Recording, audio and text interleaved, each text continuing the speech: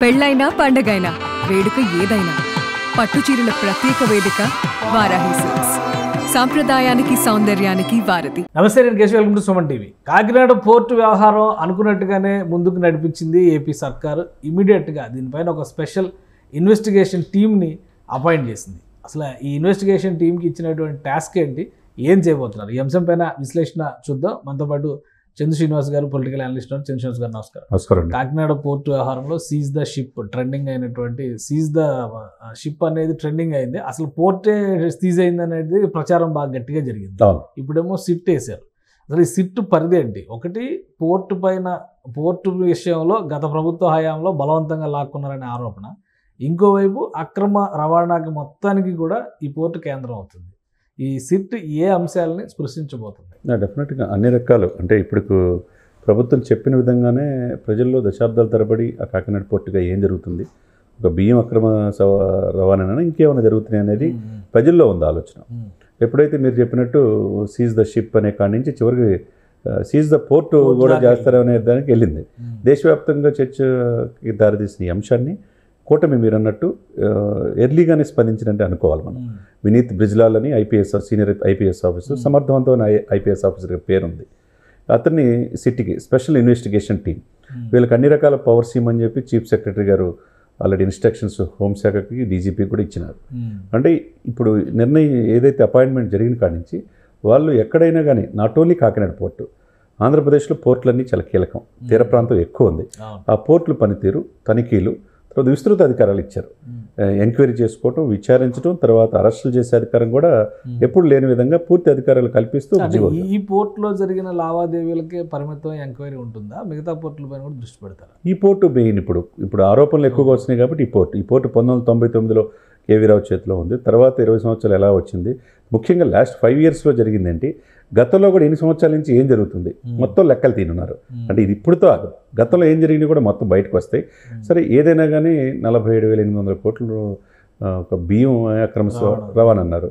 ఈ షిప్ ఇక పోర్టుకు వచ్చేసరికి 3,690 కోట్లు, 41.12% అన్యాయంగా నన్ను బెదిరించి తీసుకున్నారని చెప్పన్నారు.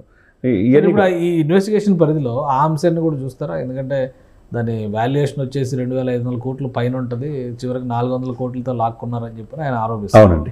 దాని మీద విజయసాయి రెడ్డి గారు పరువు నష్టం దావా కూడా వేస్తున్నాం అని చెప్పారు. సో అంటే ఆ అంశాలను కూడా ఇది ఇన్వెస్టిగేట్ చేస్తుందా ఈ సిట్? డెఫినెట్గా అండి. ఎందుకంటే ఇప్పుడు దీనికి ఎవరు పోర్టు అధికారులు ఎవరు విక్రాంత్ రెడ్డి అని పేరు వచ్చింది. ఆయన హైకోర్టుకి వెళ్ళి బెయిల్ కోసం ఇచ్చేస్తారు, అది ఇవ్వలేదు, కొట్టుపడేశారు. తర్వాత A2 విజయసాయి రెడ్డి ఉన్నారు. A2 సహజంగా అంతకుముందు జగన్మోహన్ రెడ్డి గారి కేసులో కూడా A2 ఈయనే కాబట్టి ఆయన కోర్టులు, బెయిల్, ఈ ప్రొసీడింగ్స్, ఆ ప్రయత్నాలు, తర్వాత ఆయన ట్విట్టర్ ద్వారా ఇవన్నీ కూడా రకరకాల కామెంట్లు మనకు తెలియని కాదు ఇన్స్టాల్. ఆయన ధోరణి అలా ఉంటుంది. కాబట్టి ఆయన పరువు నష్టం దావా వేసినంత మాత్రాన ఇక్కడ విచారణ ఏమీ ఆగదు, విచారణకు ఎటువంటి ఆటంకం ఉండదు. ఆరోపణలు ఉన్నాయి. పోర్టు అంతకుముందు కేవీ రావు చేతుల నుంచి ఎలా వెళ్ళింది అనేది కూడా తెలుస్తున్నారు. A1 విక్రాంత్ రెడ్డి తెలుసు, A2 విజయసాయి రెడ్డి, A3 అనేది శరత్ చంద్రారెడ్డి కావచ్చు, A4 శ్రీధర్ అండ్ సంతానం కంపెనీ కావచ్చు, తర్వాత A5 వచ్చేసరికి అరవింద్ రియాలిటీ. ఇలా రకాల A1 నుంచి A5 వరకు ఎవరున్నారో ఆధారాలు కూడా ఆయన చూపించాడు. చూపించింది ఏంటి, గతంలో జరిగింది ఏంటి, ఎన్ని ఎగుమతులు దిగుమతులు జరిగినాయి, ఈ పోర్ట్ నుంచి కార్యకలాపాలు ఏంటి, గతంలో జరిగినాయి ఏంటి, ఎలిగేషన్స్ వచ్చిన తర్వాత ఏంటనేది మొత్తం విచారిస్తారు ఫస్ట్.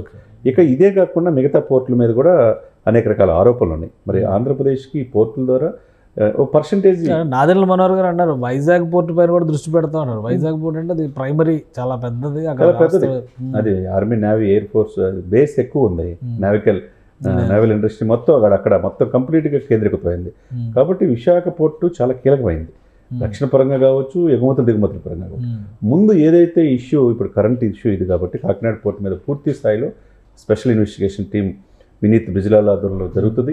సమర్థవంతమైన ఆఫీసర్స్ ఉన్నారు కాబట్టి ఈ విచారణ ఎటువంటి నిష్పక్షపాతంగా, రాజకీయ ప్రమేయం లేకుండా ప్రభుత్వ ఆస్తుల పరిరక్షణ ధ్యేయంగా చేయాల్సిన బాధ్యత ఉంటుంది.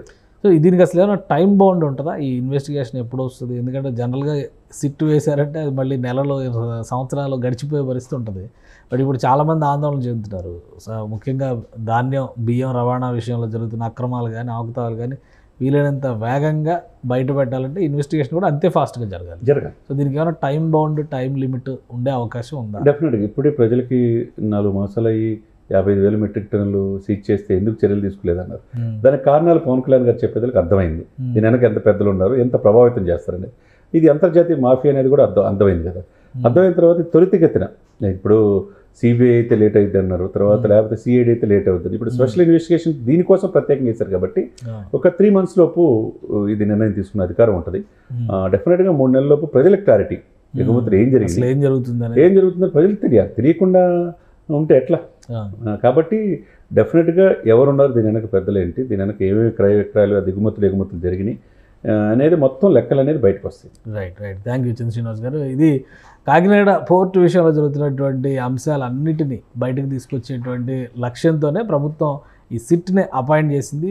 టైం బౌండ్గా కూడా ఈ సిట్ పనిచేసే అవకాశం ఉంది. కనీసం 3 నెలల్లో వాస్తవాలు పూర్వాపరాలు అన్నీ కూడా ప్రజల ముందర పెట్టేటువంటి ప్రయత్నం సిట్ బృందం చేసే అవకాశాలు ఉన్నాయని చంద్ర శ్రీనివాస్ గారు విశ్లేషిస్తున్నారు. ఇది special discussion. Keep watching. Suman టీవీలో మీ పర్సనల్ అండ్ బిజినెస్ ప్రమోషన్స్ కోసం కింది నెంబర్కి కాంటాక్ట్ చేయండి.